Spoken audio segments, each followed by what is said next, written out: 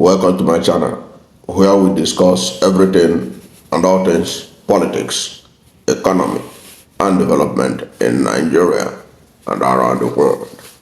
In this video, we're going to look at what the latest trending story by former special advisor to former President Muhammadu Buhari on new media, Bashir Ahmad,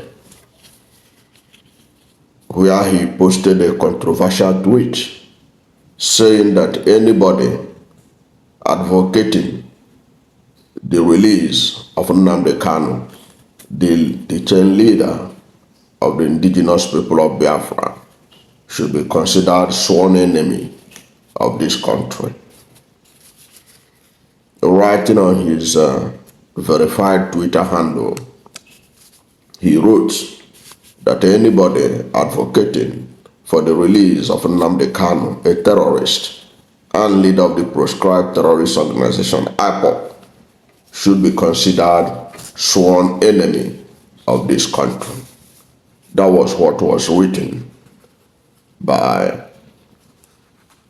Bashir Ahmad, former special advisor on new media to former President Muhammadu Buhari. Of course, Sowore, the publisher of Sahara Reporters and an activist, has replied him, telling him that he was only regurgitating the minds of his paymasters. And in this video, we're going to show you that Bashir Ahmad is a hypocrite for saying that anybody who called for Nnamdi Kanu's release is a sworn enemy of this country. In other words, he is saying that the United Nations are the sworn enemy of Nigeria because, if I recollect very well, in 2022, barely a year after the Nigerian government illegally renditioned Nnamdi Kanu in violation of international law from Kenya to Nigeria, which have been confirmed as a violation of international law and an illegality even by pronouncement of the courts in Nigeria, the United Nations Human Rights Council, which Nigeria is signatory to, ordered Muhammadu Buhari to release Nnamdi Kanu because his rendition into Nigeria was an illegality. So Bashir Ahmad is saying, therefore, that the United Nations is a sworn enemy, should be considered a sworn enemy of Nigeria. And yet Nigeria continues to be a member of that organization and be signatory to several of its arms. And Bashir Ahmad has now called for Nigeria to withdraw from the United Nations. By that his assertion, he's also saying that Ohanaeze Ndigbo, right from the time of Ugwanyan to the time of Professor Obiozo as president, have been calling for the release of Nnamdi Kanu. It means that these people are sworn enemies, should be listed as sworn enemies of Nigeria. And they are not alone. There are several Nigerians with credibility that have said that if Tinubu is sincere about peace and security in Nigeria, that Nnamdi Kanu's solution, the solution to his detention, is not going to be found in the law court, that is going to be found in the political space. All those Nigerians who have been calling for his release as part of the peace process, they should be listed as sworn enemies of Nigeria. But being a hypocrite that he was, he didn't say anything when Sunday Igboho was released. In fact, all the charges against him dropped, despite the gravity of offense that Sunday Igboho allegedly committed. Remember that in July 2021, DSS raided Igboho's house in Ibadan because he was accused of stockpiling weapons in his house in Ibadan. During that raid, the DSS came under attack by about 9 of Igboho's men, according to reports, which I will pin on the screen of your phone of this video. Came under attack by 9 men of Igboho. 6 of them were armed with AK-47 guns. 3 others were armed with pump-action rifles. And according to the DSS, in the course of the exchange, 2 of Igboho's men were gunned down. In other words, we didn't know much about the arms that was allegedly stockpiled in his house. But at least 9 men were found with AK-47 guns and pump-action rifles. Now, throughout Nnamdi Kanu's detention, I've never had any report or among the charges against him that he was found with arms or that arms was found in his house.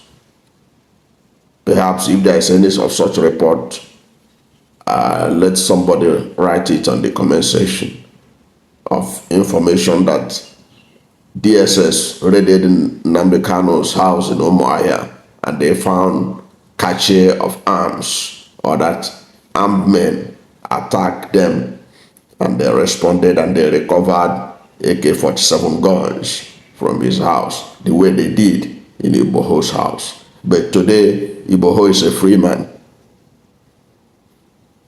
And Bashir Ahmad did not see any need to look into the matter. Today, Igboho had even gone, all the charges against him had been dropped. And today, he was free to go to the 10 Downing Street in UK to make a submission for the creation of Yoruba nation, an independent state out of Nigeria. Bashir Ahmad did not see anything wrong with that. So if Tinubu could unilaterally, literally, withdraw the cases against Igboho, despite, this is just one example I'm giving you, the July 2021 raid on his house in Ibadan. Then why is it, what is so special about Nnamdi Kanu's case that anybody who called for his release should be considered a sworn enemy of Nigeria? Under the Bashir Ahmad, he was special advisor to Buhari on new media. But under Buhari, they had what they call the de-radicalization program. Under the de-radicalization program, known Boko Haram terrorists have been rehabilitated and reintegrated into the society. And for the records, you can go and verify.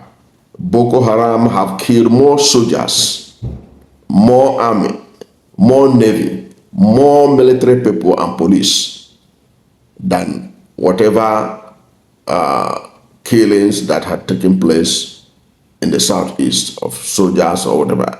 I'm not trying to make comparison. I'm just trying to bring his hypocrisy to the open. And he had nothing, he didn't see anything wrong in the de-radicalization program of the federal government. Where Boko Haram has caused the death of over 300,000 Nigerians. created about 3 million IDPs, rendered several communities desolate. What Boko Haram have done as a terrorist organization can never be equated with the kind of insecurity allegedly associated with the associates of Nnamdi Kanu. Yet, they are entitled for de-radicalization and reintegration to society. And Bashir Ahmad didn't see anything wrong with that. But what he found unpardonable is that Nnamdi Kanu, anybody who called for his release, has also committed a mortal sin against the nation. Unpardonable sin against the nation. That's hypocrisy of the highest order. Go and check what Boko Haram have done. If Boko Haram, what they have done, and they are being rehabilitated and reintegrated into society under a de-radicalization program of the federal government, I do not see the reason why any other Nigerian cannot benefit from that de-radicalization program, from that reintegration program. Just look at it. So for him saying things like that, he's been a hypocrite. If Boko Haram, with all the damage they have done, and turn significant part of northern Nigeria to Somalia, literally,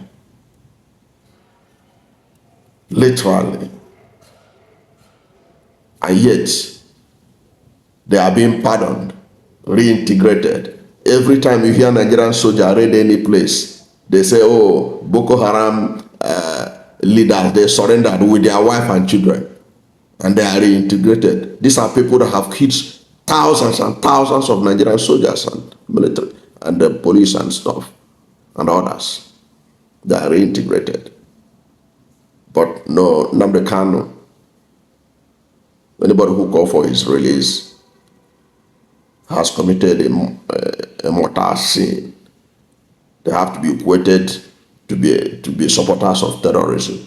But they themselves that supported that de-radicalization program, despite the atrocities committed by Boko Haram, they are not supposed to be associated with Boko Haram. Because if you are saying that those who call for Nnamdi Kanu should be seen as mortal enemies of Nigeria, or sworn enemies of Nigeria, those who call for the de-radicalization of Boko Haram and their reintegration into the society should also be seen as the enemy of the state. If we are to be sincere with ourselves, with what he was saying. Interestingly, during the Gaza-Israeli war, Bashir Ahmad was posting things in support of Hamas, who are known terrorists, recognized as terrorist organizations. They are known as terrorist organizations by most Western countries in the world. But Bashir Ahmad was posting in their support during the war. He was backing terrorists, renowned terrorists, recognized all over the parts of the world, including in many Arab countries. They know Hamas as a terrorist organization. They don't want them to be in their country. He supported them. Is he not a hypocrite? If he detests terrorism so much, and in any case, how many countries considered IPOB a terrorist organization? It's only Nigeria. But you can go and Google it. How many countries considered Boko Haram a terrorist organization? At least the United States do. Most European countries know that Boko Haram is a terrorist organization. ISWAP is a terrorist organization. Only Nigeria recognizes IPOB as a terrorist organization, no other country. That should tell something to Bashir Ahmad as he go about deceiving himself and others that they think they know better. Because if IPOB is celebrating as a terrorist organization is really considered a terrorist organization? Why is the United States government allowing IPOB to have a lobby in the U.S. State Department? Can Bashir Ahmad show me anywhere that the United States government, the United Kingdom, have ever written anything to indicate that they believe that IPOB is a terrorist organization? But that's what Nigeria's government said it was, and there was a legal report by the legal team of Nnamdi Kanu that have shown that they have gone to court to quash that nomenclature that they are a terrorist organization. I can get it and put it under the link of this video so that Bashir Ahmad can read it, where the court quashed that title that they are not a terrorist organization.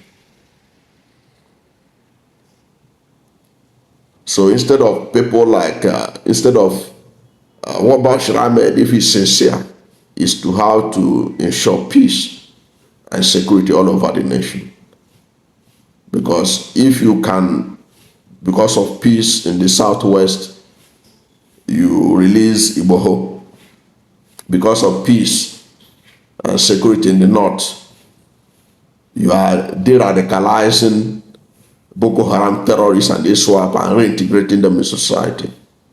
Why can't you make the same concession in the southeast if truly you want peace nationwide? Because what is good for the goose is also good for the gander. I don't know what to think about Bashir Ahmed's presentation, that anybody who calls for Nnamdi Kanu's release should be considered a sworn enemy of Nigeria. In other words, he is promoting detaining Nnamdi Kanu in perpetuity in detention. Because even the court cases he have had a lot of successes in terms of being discharged in some of the allegations leveled against him. But because of the way Nigerian system operates, once he released of one charge, they slam another charge on him. And it was because of this kind of mentality, this kind of attitude of Nigerian judiciary. That's why you are not, when people were talking about that the Finland will extradite Simon Ekpa to be tried in Nigeria. I said there's no way it's going to work, because Nigeria has not acquitted itself well in human rights. In the trial of Nnamdi Kanu, Nigeria have not shown that really it can be able to be a country that believe in rule of law. Okay, how they treated his case. So with the state of things with Nnamdi Kanu, all Simon Ekpa need to do with his lawyers is just let them look at the case of Nnamdi Kanu, and Finland will never send their citizens to Nigeria for another show trial, sort of. They will not do that. That's my understanding of the mentality of the Western world, because they send their citizens where they think that there is a rule of law, where they can get justice, where justice will be served. Nigeria have shown that it doesn't have the capacity to serve justice. We have seen it in our electoral process, how elections are rigged, the judiciary will sanction it, I will approve it, and the kumbaya, the person will stay in the office 4 years, 8 years, as the case may be. I don't know what to think about this. Whatever is your position, let's hear from you at the comment section. Thank you for watching this video. And if you are new to my channel, you have not yet subscribed to my channel, please subscribe to my channel. Hit the subscription button, hit the notification bell. When you subscribe to my channel and hit the notification bell, anytime I have a new video, you'll be among the first to know. God bless you. And please don't forget to like this video, because when you like it, Google will rank it high and recommend it for more people. Thank you, and God bless you and yours.